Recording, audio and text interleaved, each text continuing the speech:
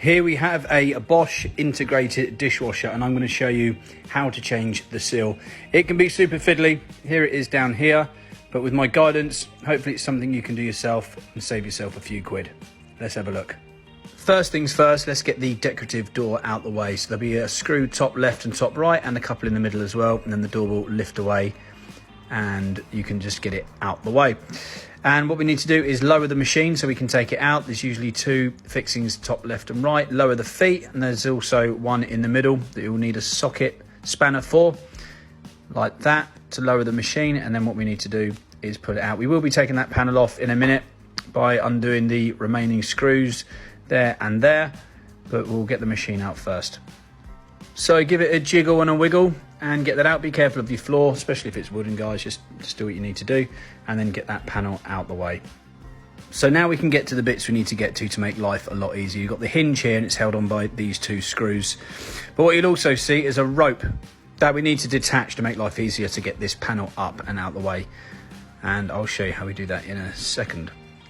So what we're going to do is take the rope off there, which is attached to a spring on the other side, and it will stop us having to fight against the door trying to close.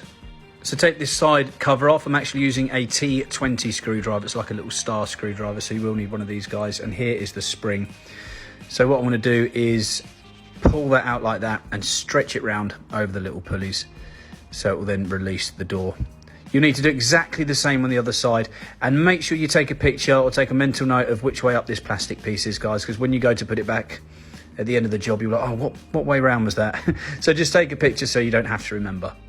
So the door will open really freely now with no resistance, so be careful not to smack yourself in the face. But it's really going to give us the freedom that we need to lift this panel out the way without fighting against any springs or anything. So on this side and the other side, undo the screws on the side. It's going to allow us to lift that panel up and access the seal to take it out. So you can see I've undone the screws and both hinges are hanging down, and it allows us to lift that panel up, and you'll see the hinge, there we go. You'll see the seal will actually start to come away.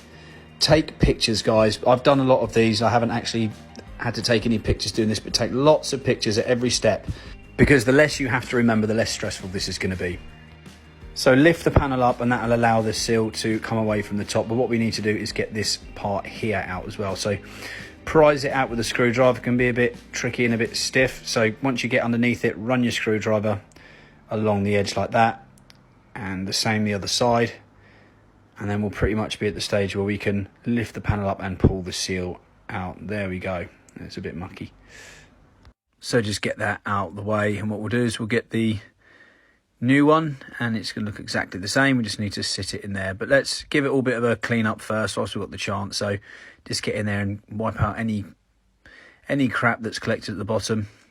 Sit the new seal in, and now this bit, I'm not going to lie, is very, very fiddly. This is probably the bit where you start swearing and saying you should have just paid someone to do it, but just persevere, take your time.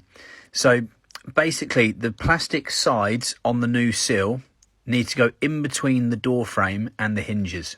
And what I do is just get one side in first, so get both sides relatively where they need to be and then work on one side. So now I'm pinching the plastic bit in between the hinge and the side panel, and what we need to do, there's a hole on the plastic bit on the new seal that needs to line up with the hole on the hinge and with the door. So it's really blooming fiddly, and it might take you a while to do it.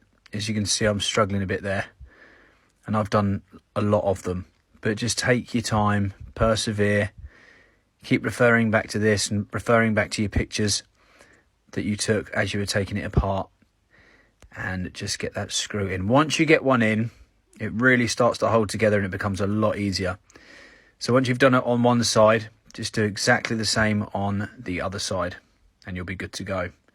So that's what it should look like. So you've got the little, there we go, you've got the hinge. You can't see the upright part of the plastic, but you can see that little curved bit there. So it's fiddly, it's difficult, but it's going to save you some money if you can do it yourself. So stick at it, guys. Get that last screw in and do exactly the same on the other side. And there's a good view of the plastic bit going in between the hinge and the side panel of the door. So hold that in and get that in like that. Holes lined up, and get the screws in just like we did on the other side a second ago. And then once you've got the sides in, the screws in, we need to attach this part of the seal to that grey plastic bit there. So there'll be a groove in the rubber part of the seal, and push it onto the grey plastic. It will make sense when you're looking at it. You'll see how they just are supposed to go together. And once you get it started, the rest of it's easy. You just sort of push it along the rest of the way. So you see it's a bit fiddly at the start. You see I'm messing around with it. It's kind of awkward, but there, once it's in, bash, bash, bash, all the way along. Job done. So that's all in. Test the door, make sure nothing feels pinchy or restrictive on the hinges there. It should move really, really freely. So then what we need to do is connect the spring back up. So get that back on the way it came. And you watch here, I actually make a mistake. I didn't want to edit it out because it just shows that it's easy to miss things. So when I put this rope back around the pulley, I missed the top pulley. And I didn't actually realise until I put the cover on. I had to take the cover back off. So you'll see in a second I come back to it. There, look, I'd missed it. So just be careful not to miss anything. Get everything back together as it was, guys, and push it all back and put it on and test it. And that'll be it. That was probably very stressful, but hopefully you got it done yourself and save yourself a few quid. Happy days.